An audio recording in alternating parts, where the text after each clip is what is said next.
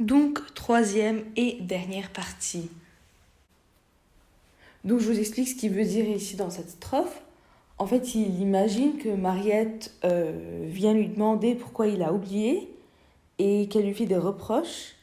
Donc, voilà, d'où le fantastique que j'évoquais tout à l'heure. Et ici, en fait, il va inverser l'ordre naturel des choses. Au lieu que les vivants visitent les morts, donc comme d'habitude, c'est l'inverse, c'est les morts. Donc Mariette, qui vient le visiter. Euh, donc il exprime ici un double sentiment. D'une part, le remords parce qu'il a honte de s'être comporté de cette manière, de ne pas l'avoir visité.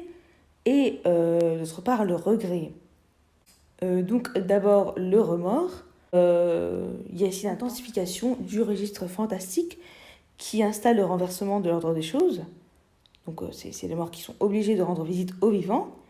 Et on va voir le premier visage de Mariette, la sévérité du reproche. Donc c'est les remords du poète. Le cadre temporel culpabilise le poète parce qu'on est dans une nuit d'hiver, donc qui renvoie au fléau des morts, le froid, mais aussi la solitude. Et on peut remarquer cela par la répétition de la proposition subordonnée circonstancielle, si le soir, si par une nuit.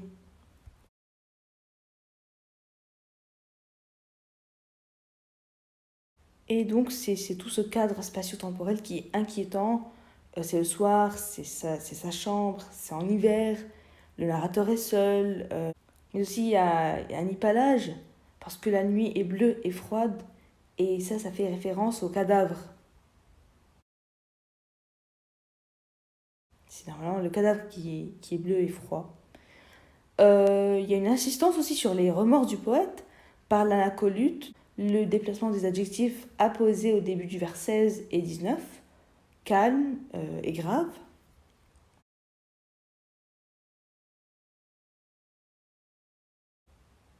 Mais aussi l'adjectif à connotation péjorative tapis,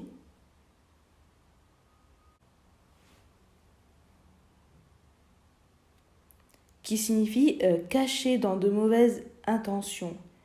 Il y a aussi le champ lexical de l'obscurité, coin, soir, et enfin l'interrogation oratoire du vers, donc vers 21, vers 22, les deux derniers vers, où en fait il voit que c'est impossible de trouver des arguments si elle lui reproche de l'avoir oublié, parce qu'en fait elle a raison. On voit maintenant la deuxième sous-partie, donc le deuxième visage de Mariette, la tendresse naturelle, c'est en fait la nostalgie du poète qui s'exprime dans cet extrait. En quelque sorte, c'est une joie de revoir Mariette. On le voit par le champ lexical de la tendresse, couvée, maternelle, pieuse, pleure.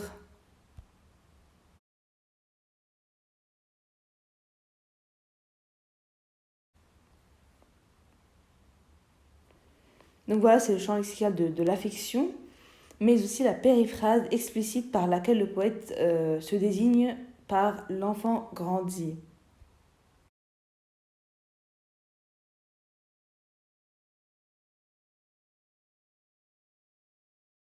Et enfin, la mise en place d'un amour plus fort que la mort, avec le chiasme formé par les 4 dernières rimes.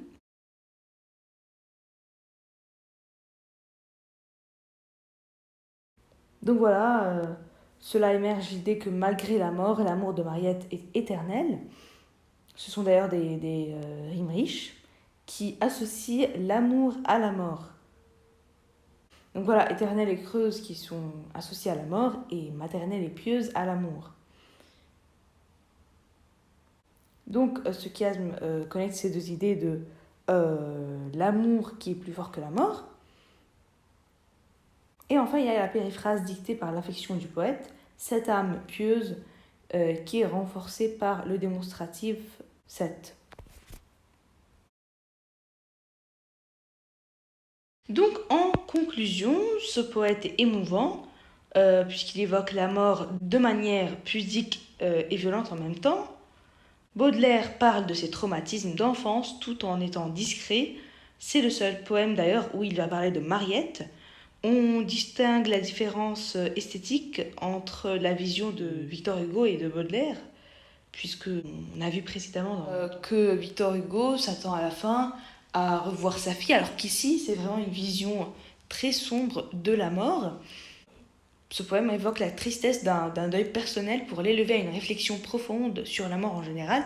On a vu les passages de la première à la deuxième partie. Ce poème est d'autant plus émouvant que la douleur causée par la perte de l'être cher est renforcée par l'aiguillon du remords. On est cependant frappé par la grande pudeur dans l'expression des sentiments personnels, qui tient à l'écart l'indiscrétion biographique, puisque voilà, je cite une phrase de Baudelaire: j'ai horreur de prostituer les choses intimes de la famille. C'est ce que j'ai dit précédemment, c'est qu'il ne veut pas vraiment parler de ce qui se passait dans sa famille. C'est pour ça qu'il consacre un seul poème pour évoquer cela. Je vous remercie. Et si vous voulez que je fasse un autre poème, proposez-moi, ou un extrait d'une œuvre. Mais j'espère que je le connaîtrai, sinon je pense pas que je serai en mesure de faire cela. Ce poème peut rentrer dans l'objet d'étude la poésie du 19e au 21e siècle, où normalement vous étudierez les contemplations de Victor Hugo.